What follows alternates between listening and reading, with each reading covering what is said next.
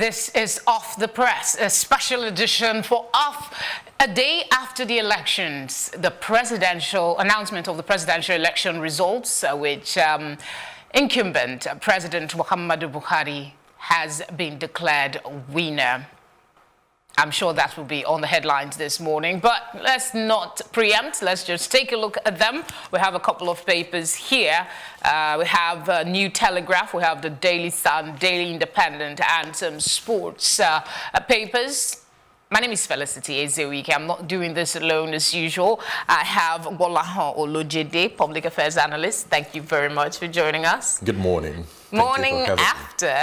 Everybody is in a reflective mood. But let's see what the papers are saying this morning. New Telegraph up.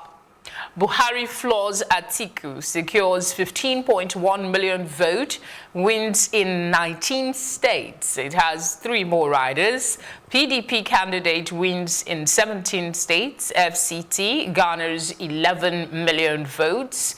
We also have PDP, why we reject presidential election results. More. APC set for victory celebration party. You find details of all of this on page 4. It's on your screen, and of course a breakdown of the presidential election results on the front page of the New Telegraph. And the sad one at the very bottom says bandits kill policeman, 44 others in Sokoto, Kaduna. Police van houses, churches burnt. Buhari, El-Rufai meet over attack. That's on page 6. And then this depressing one here says women working long hours face higher risk of depression. We go to the very top of the paper now. On top the masthead, we see a picture of some former governors. 17 governors, ex-governors head for the Senate. 3 deputy governors, ex-deputy governors elected. Fine details. There are pictures. There you have it. There are pictures, familiar faces on the front page. On the back page of the New Telegraph, we have this one that says, learned nothing, forgotten nothing.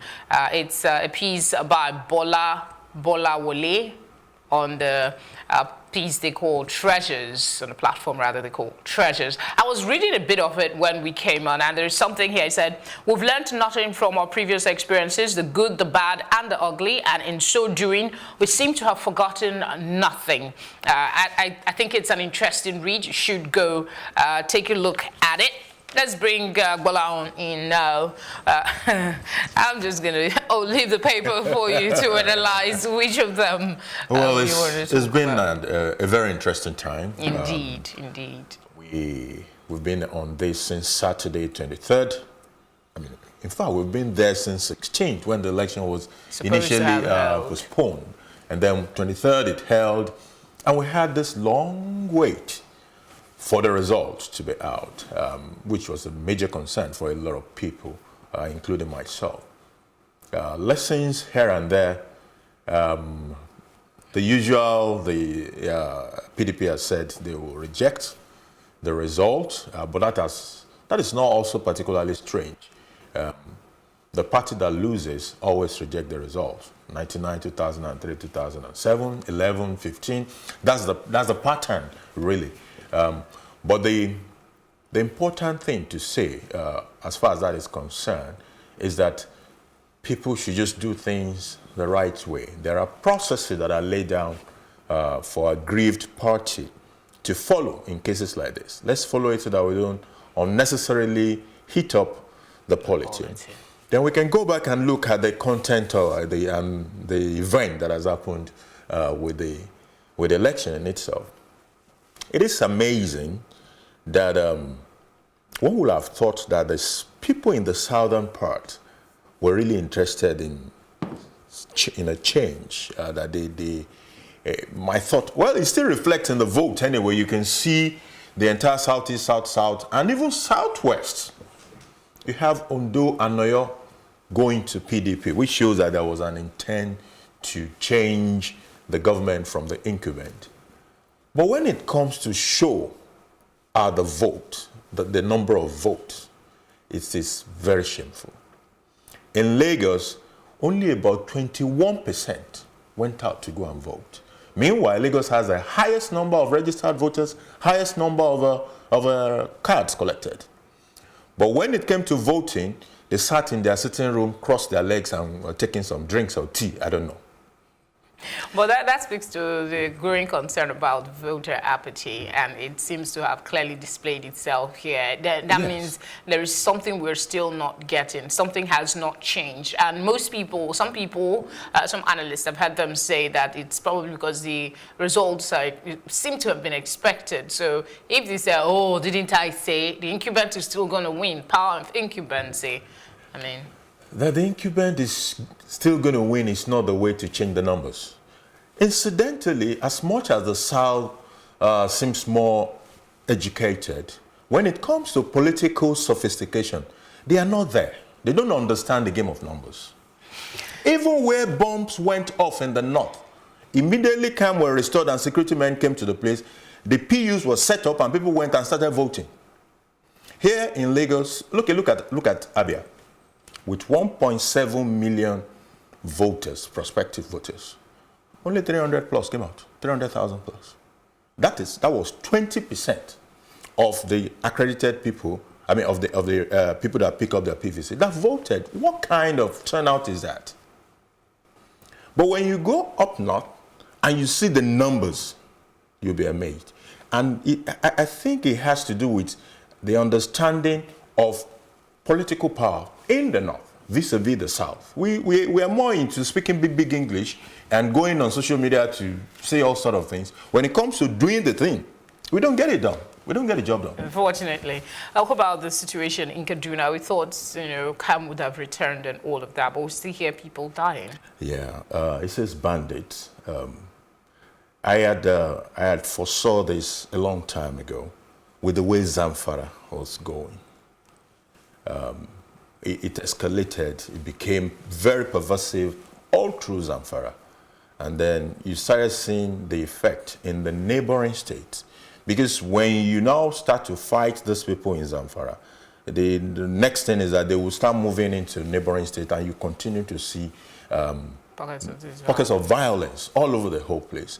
It's something that requires more attention, more urgent attention than we seem to be giving it. In fact, I remember that way back in April, I think it was in April, when there was headers farmer problem in Nasarawa, Benue, and Taraba. At a point in time, the federal government had to deploy, they have a full military operations in that place. It restored calm, but my question was, the neighboring states, would there be any effect if the people who were causing troubles had to leave that environment? Where would they go to? So it's a shame that this is happening. And the funny thing is that it might actually escalate. Because the election is over now. We certainly hope not, because we have a lot on our plate already. And then, of course, we have this new entrance to the Senate. I was reading a bit about it before we came on. I was like, okay, some lost their bid. Prominent people that you'd expect have, we have the case in, yes, I was just going to say Akwa-Ibom, Akpabio, and then you also had in Edo State where you had Matthew already beat the other guy. And then James Manager in Delta State beating the former governor of the state to, step up to the National Assembly. What do you make of this new entrance? You said 17 governors, ex-governors head for the Senate. But you see, there's a pattern already. Once you have been governor, people don't want to leave the political space. I think there are some, free stuff that comes with it. So once you leave being governor, there is a limit to that.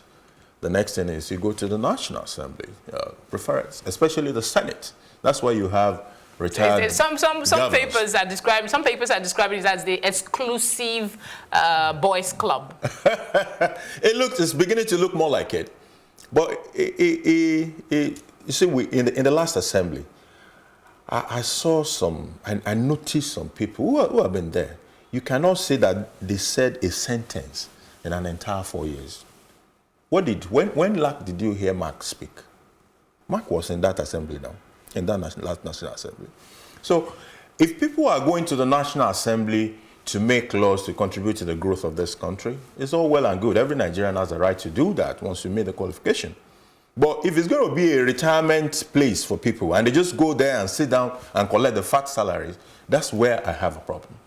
Well, we hope that these people will do something better than the old ones. We move on now to the Daily Sun. Of course, expectedly, it's the presidential election results on the front page. And this is how they're putting it.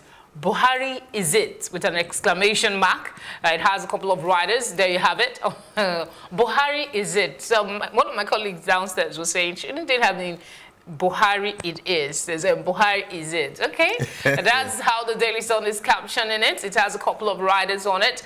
Comes top with 15 million, wins Kaduna, Niger, Jigawa, Bauchi, Lagos, Kano, Katsina. We also have PDP candidate wins 11 million votes, clinches Oyo, Anambra, Edo, Benue, Imo, Plateau, Adamawa, and Taraba states. There's a breakdown also on the front page of the paper of the presidential election results and the Senate winners. PDP and APC seem to have quite a... Yeah, when you look at it in terms of the number of states, you have 17 plus the FCT for PDP, that's 18 constituencies. And you have 19. So 19 versus 18. It doesn't seem... It's a neck-on-neck kind of situation. But when you go to the underlying numbers, that's when you begin to see the difference. In the Northwest alone, over 8 million voters. Meanwhile, when you go to the Southeast, you see 2 million. 8.4 actually in the Northwest alone. You said it earlier that it seems so we need to do a change. lot of grammar. Yeah. We speak a lot of grammar. All right, still on the front page of the Daily Sun, we have PDP demand stoppage of results coalition, rejects Kano figure. This happened a little earlier today. That's page 40. That's where you find details. Senate sit. I was rigged out. Saraki, page 12. Initially, there seemed to be him retweeting messages of encouragement. It was more like, but like congratulations to me.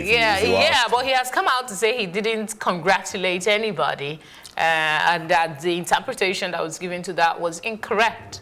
So, it says something like good luck to the guy. You know. I didn't see that. Most people didn't say what he was doing on Twitter was retweeting, words of motivation and encouragement that some of his followers were sharing with him since he lost. But he hasn't come out, just like the People's Democratic Party candidate hasn't come out to say, this is my position on the results that have been announced. But his party has been speaking on his behalf. And then we have something still on the Daily Sun. We have Rivers poll will drag GOC others to ICC. That's Wike.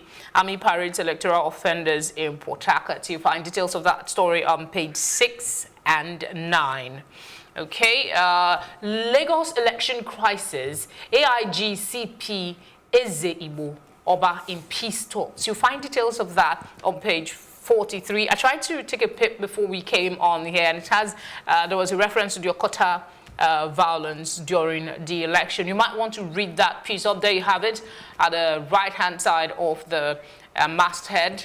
Lagos election crisis, AIG CP Ezewuike Oba in peace talks. Makes a lot of sense.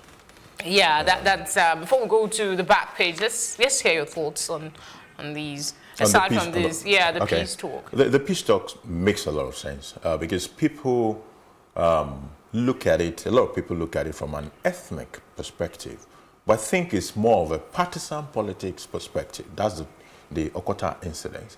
There's an assumption that everybody that is Igbo votes for PDP, or that everybody that is Yoruba is APC. That is incorrect. Absolutely incorrect. So what you have, in my interpretation at Okota, were possibly some APC people trying to prevent people who they think are predominantly PDP from voting. And before this time out, we've had all sort of issues, utterances that were not found to be good enough from the Oba and all the rest, And I think people should just sit down. The parties that feel aggrieved, the party which is the Igbo community, the Oba, then the security operatives can actually sit down and have a good discussion.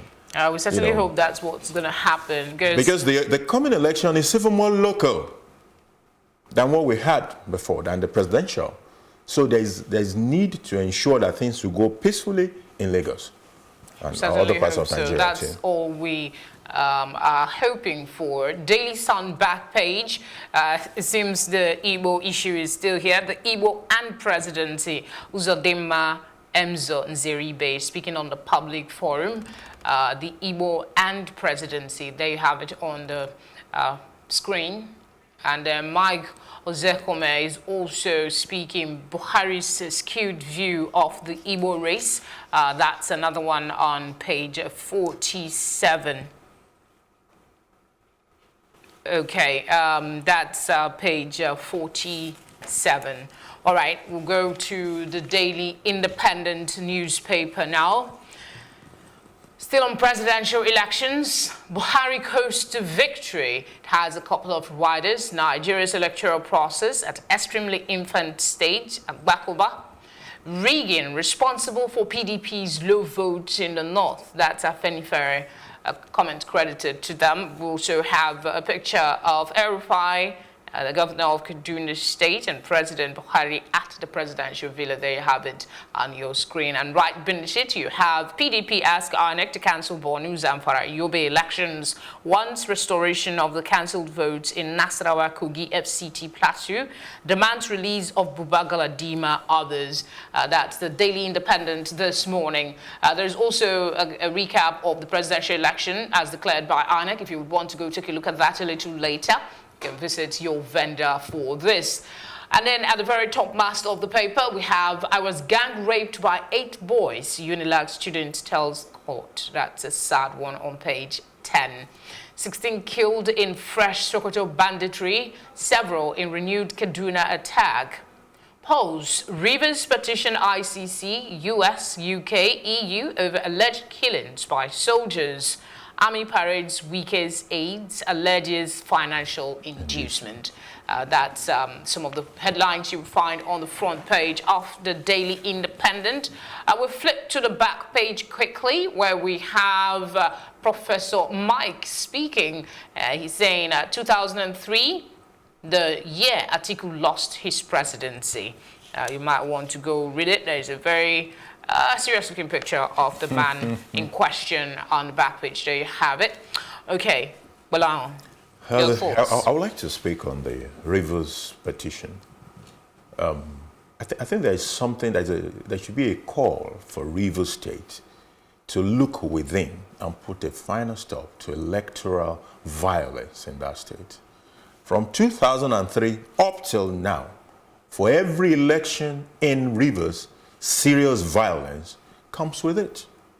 And within that period, they've had Odili, they've had Amechi, and here is a new guy. And the violence has continued, which means irrespective of who the governor has been, there has been violence in the electoral process in Rivers State. There must be something sociological, something cultural, whatever it is. They need to dig deep and put a final stop to it. In 2015, there was literally no election in Rivers State. That's what all the observers said. You know, and this time around, anybody who wants to talk about violence in 2019 election, the first name that comes to mind is Rivers State again. There's something wrong with Rivers State, and I think the leadership should take a look at it and do something about it. Yeah, it's quite unfortunate in this case of gang rape. We still have that in today's society. It's heartbreaking. You know, there's a place in which we're sitting on gunpowder and smoking in this country, and it's the use of drugs, illicit drugs. With the prevalence of drugs, tramadol and all the rest of them, and codeine, and if you see the way the young people are popping pills, you'll be embarrassed. When things like that are prevalent in any society where you have it, crime rate will spike. Crime rate will spike. Well, I have to thank you very much, Gbolahun Olojede, Public Affairs Analyst, for coming in. Always a pleasure. Thank you very much. Thanks for having me. All right, we'll go on a very short break, and when we come back, we'll be talking sports. So stay with us.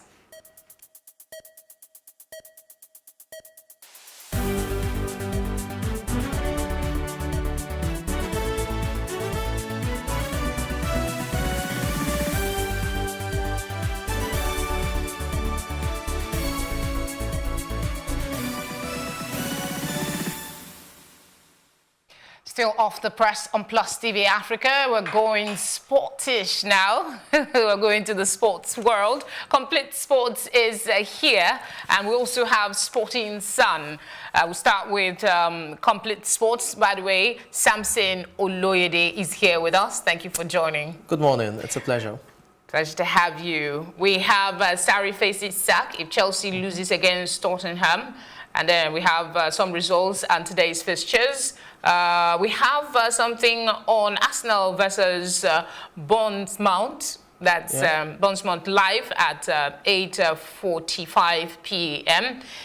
Emery, Iwobi can only get better. Arsenal boss wants more goals from forward. Eagles star guns for 90th EPL game and some other headlines. Which of these seems to be the biggest sports story at the moment? Well, concerning, the Nigerian folks, it has to be that of Emery, speaking about Iwobi's, potentials and his ability to get better, to improve on his play, which is quite, the obvious. But it must be said again that for all the playing time he's got, is not really delivered in terms of the goals thus far this season. So he needs to up the ante in terms of his goal scoring streak. And hopefully he can carry that form into the African Cup of Nations in June. But Sarri faces the sack, that's expected. Chelsea's results, over the last 3 months have been worrisome. The performance, the results, and more importantly, the dressing room. It's almost like it's broken entirely. And the height of it was what we saw at the Carabao Cup final on Sunday, when there was a player power tussle, and the player power prevailed by the goalkeeper, Kepa Arrizabalaga, who refused to be substituted. So there's a whole lot of crisis going on at Chelsea right now. Unfortunately for Sarri, the fixtures coming up are not easy. Chelsea next faces Tottenham Hotspur. It's a London derby. It's going to be pretty much difficult. But more importantly is Tottenham are a side that can get maximum 3 points against Chelsea, and that would definitely almost seal the final nail in his coffin. So it's neither here nor there for Chelsea. They really need to get the results. Sarri needs to get his lads playing for him again, and then hopefully they can deliver results and performances. All right, Complete Sports, you might want to go grab a copy for yourself. There's more on the back page, but we're running out of time, so we need to take on Sporting Sun. Egypt to use Team B against Eagles. Then we have some other. Nigeria retains #1 sport in Africa. That's FIBA rankings. And then we have other stories here. Which Rodgers replaces Paul at Leicester. Okay. Well, which of the headlines here is strong? Well, the talk of Brendan Rodgers, replacing Paul is quite good. It's been confirmed. They signed the deal to June 2022, and it's not someone new to the system. It was, the manager of Swansea City at some point. We saw the sleek, rhythmic football from them, and they had very good players in terms of Michu back then, getting the goals for him. He did that at Liverpool as well, and almost led Liverpool to a title. Unfortunately, there was the Gerrard, famous slip that just couldn't let that happen. Now he's back in the Premiership, and it's against Leicester City. They've got the players. My worry for disappointment is in terms of the attacking force. They've got the players to play this kind of football, the sleek, rhythmic football. But is it going to augur well for someone like Jamie Vardy, who is not into the so-called tiki-taka of football? Vardy likes the ball being popped forward, and then he uses the space, to drive into open spaces. That's not the way Rodgers plays football. He likes it, on the ground. So that may be a bit of worry. I don't know if Vardy will struggle in that regard, but in terms of the players to, execute his playing style, they've definitely got it. Egypt to use Team B against Eagles, I think that's expected. It's a friendly game, although in preparations for the African Cup of Nations, and before then we'll play Seychelles, in a dead rubber African Cup of Nations qualifier. So that's also, you don't expect both sides to field in their best legs, in this. So it's understandable. Kepa fined 2 weeks wages. Another headline there. I feel it's lenient. It's not just about the money, I feel that there has to be a statement, probably a ban of probably a month or thereabouts. These players need to understand that it goes beyond the money, because these players can easily afford to even give up, their wages for 4 weeks. All right, Samson, thank you very much. The Sporting Sun is out on your newsstands. Go grab a copy. Thank you very much for coming again. And that's it for Off the Press this morning. The news is up next. Stay with us.